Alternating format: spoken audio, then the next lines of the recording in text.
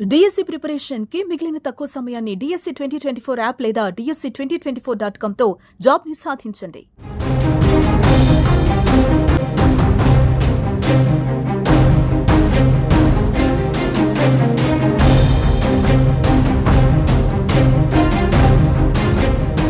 Maoist తీవ్రవాదాన్ని నిర్మూలించడమే లక్ష్యంగా operation Kagar కొనసాగుతోంది. పదుల సంఖ్యలో మావోయిస్టులు హతమవుతున్నారు. తాజాగా మరోసారి దండకారణ్యం దద్దరిల్లింది.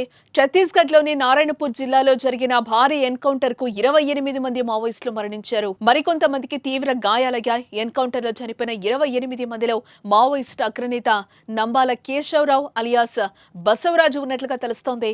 శ్రీకాకుళం జిల్లాకు చెందిన నంబాల కేశవరావు అలియాస్ బసవరాజు వరంగల్ RECలో చదివారు. గంగన్న పేరుతో AOBలో కేశవరావు కీలక పాత్ర పోషించారు. ఆయనపై ₹1 కోటి రివార్డు కూడా ఉంది.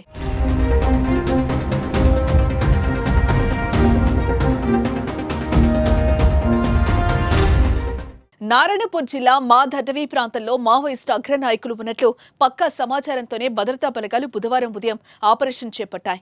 ఈ క్రమంలోనే వారికి మావోయిస్టులు ఎదురుపడగా ఇరు వర్గాల మధ్య భీకర ఎన్కౌంటర్ జరిగింది. బీజాపూర్, నారాయణపూర్, దంతేవాడ DRG బలగాలు ఈ ఆపరేషన్లో పాల్గొన్నాయి.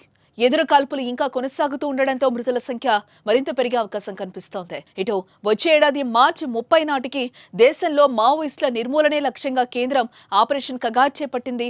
దేశంలోని వివిధ రాష్ట్రాల్లో మావోయిస్టుల ప్రాబల్యం భారీగా తగ్గిన తెలంగాణ, ఛత్తీస్గఢ్లో సరిహద్దుల్లో మాత్రం వీరి ప్రాబల్యం అధికంగా ఉంది. ఈ నేపథ్యంలో స్థానిక పోలీసులతో పాటు భద్రతా దళాలు రంగంలోకి దిగి మావోయిస్టులను ఏరివేతను చేపట్టాయి. ఈ సందర్భంగా మావోయిస్టులకు భద్రతా దళాలకు మధ్య ఎన్కౌంటర్లు చోటు చేసుకుంటున్నాయి. వీటిలో భారీగా మావోయిస్టులు మరణిస్తున్నారు.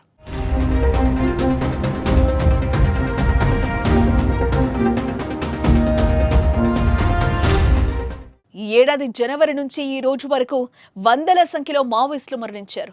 అలాగే పోలీసుల ఎదుట లొంగిపోతున్న మావోయిస్టుల సంఖ్య సైతం రోజురోజుకు పెరుగుతోంది. అయితే ఆపరేషన్ కగార్ను నిలిపివేయాలని డిమాండ్లు కూడా వ్యక్తమవుతున్నాయి. వాటిని పట్టించుకోకుండా భద్రతా బలగాలు ముందుకు దూసుకెళ్తున్నాయి. ప్రస్తుతం ఆపరేషన్ కగార్ చివరి అంకానికి చేరుకున్నట్లుగా తెలుస్తోంది.